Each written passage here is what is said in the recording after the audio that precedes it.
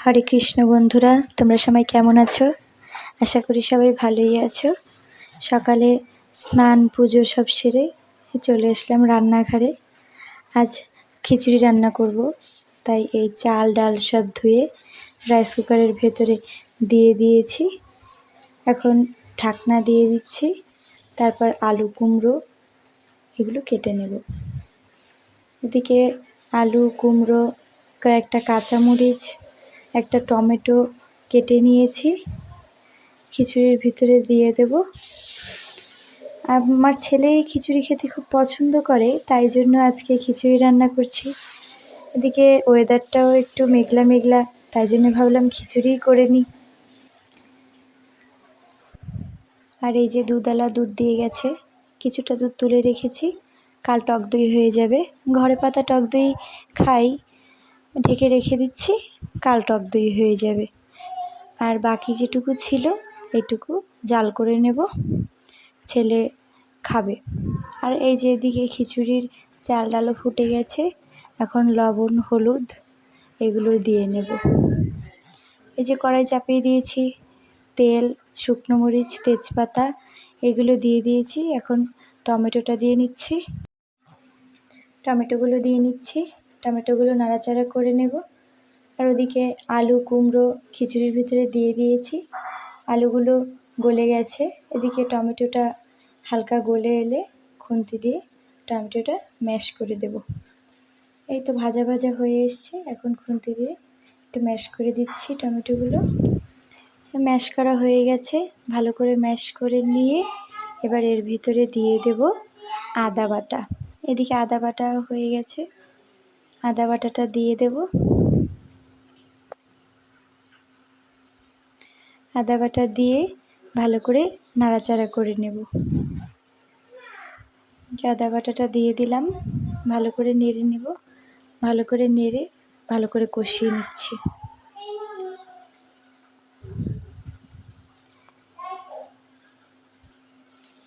এবার এর ভিতরে দিয়ে দেব ধনে, জিরে, সামান্য শুকনো মরিচের গুঁড়া, আগে থেকে জলে গুলে রেখেছি সেইটাই দিয়ে দিলাম।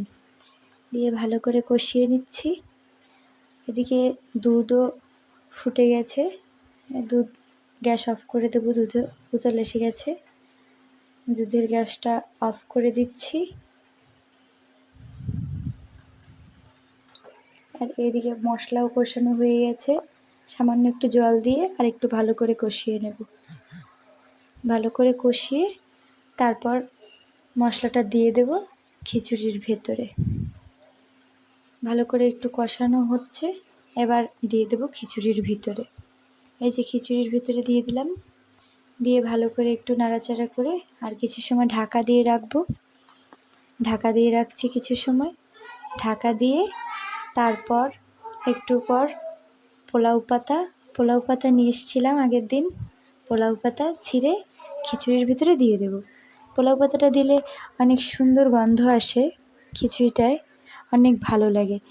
পোলাও পাতা ছিঁড়ে খিচুড়ির ভিতরে দিয়ে দিচ্ছি। এখন গরম মশলা গুঁড়ো দিয়ে নামিয়ে নেব। যে গরম মশলা গুঁড়ো দিয়ে নামিয়ে নিয়ে খাওয়া দাওয়া শেষ করে চলে এসেছি ছাদে। অ্যালোভেরা গাছে একটু সার, মাটি এগুলো দিয়ে নেব। মাটি এগুলো নিয়ে আমরা তিনজনে চলে এসেছি ছাদে। এই ধ্রুবর বাবাই সারগুলো দিয়ে দেবে গাছে, আমি আর ধ্রুব পাশেই দাঁড়িয়ে ধ্রুবর বাবা সার এবং মাটি গাছে দিয়ে দিচ্ছে। ভালো করে গাছের গোড়ায় মাটি এবং সার দিয়ে দিচ্ছে। এখন সার দেওয়া হয়ে গেছে প্রায়, আমাকে বলছে জল নিয়ে আসতে। আমি যাব নিচে গিয়ে জল নিয়ে আসবো, গাছের গোড়ায় দিতে হবে।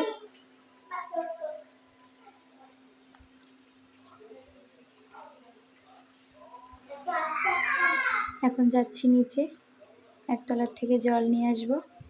এই যে জল নিয়ে এখন ওপরে যাব, গাছগুলোতে ভালো করে জল দিয়ে নেব। এই যে চলে এসেছি, জল দিয়ে নিচ্ছে অ্যালোভেরা গাছে, ভালো করে জল দিয়ে নিচ্ছে গাছগুলোতে। ভালো করে জল দিলে সারগুলো গলে মাটির সাথে মিশবে এবং গাছটি ভালো হবে। এখন চলে যাব নিচে। সকালে খিচুড়ি খেয়েছি, এখন দুপুরে আবার রান্না করতে হবে। দুপুরের রান্নাটা করে নেব। এই যে চলে এসেছি। রাঁধুনি কাঁচামরিচ তেলে দিয়ে আলু আর উস্তে পাতলা ঝোল করে নেব। পাতলা ঝোল, ওদিকে মেঘ করেছে, বৃষ্টিও আসছে, গুড়ি গুড়ি বৃষ্টি পড়ছে, কারেন্টও নেই। এই যে হালকা হালকা বৃষ্টি পড়ছে। তাড়াতাড়ি রান্না শেষ করে নেব। কারেন্টও নেই, কারেন্ট চলে গেছে।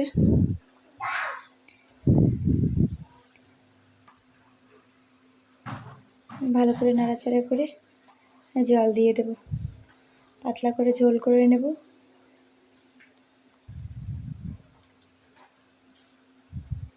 এই যে বাইরের দিকে বৃষ্টি হচ্ছে, পাতলা ঝোল করে নিচ্ছি আলু আর উস্তে দিয়ে।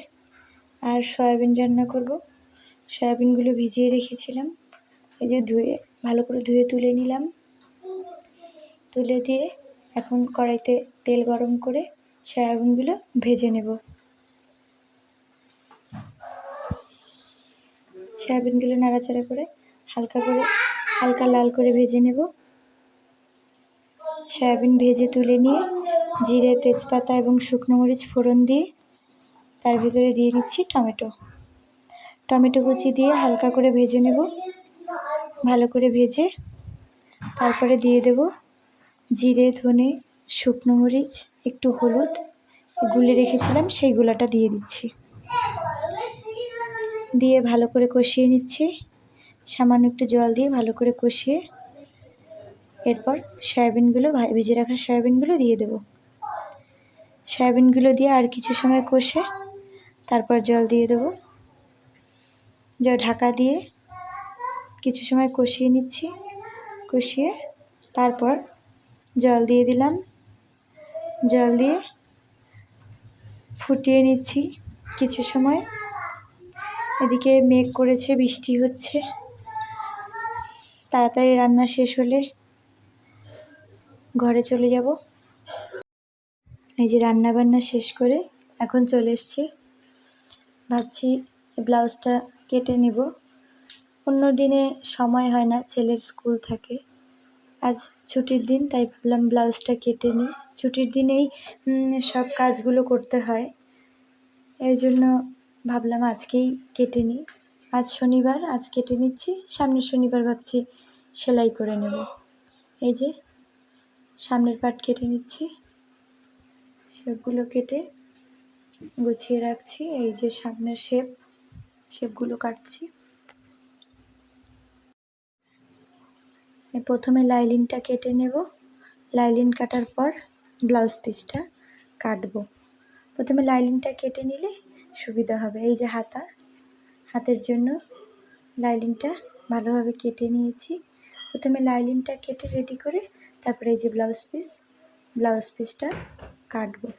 এই যে লাইলিনটা ব্লাউজ পিসের উপরে বসিয়ে নিলাম। এবার কেটে রেডি করে নিচ্ছি আস্তে আস্তে। হাতা, তারপর সামনের পাট। এই যে এটা হচ্ছে সামনের পাট। সবাইকে সব কেটে নিচ্ছি, কেটে রেডি করে রাখবো, তাহলে সেলাই করতে সুবিধা হবে। পরের সপ্তাহে শনিবারে ছুটির টাইমে সেলাইটা করে নেব। ওকে বন্ধুরা, আজকের ভিডিও এই পর্যন্তই। দেখা হবে নেক্সট ব্লগে। ততক্ষণ পর্যন্ত সবাই ভালোই থেকো। টাটা।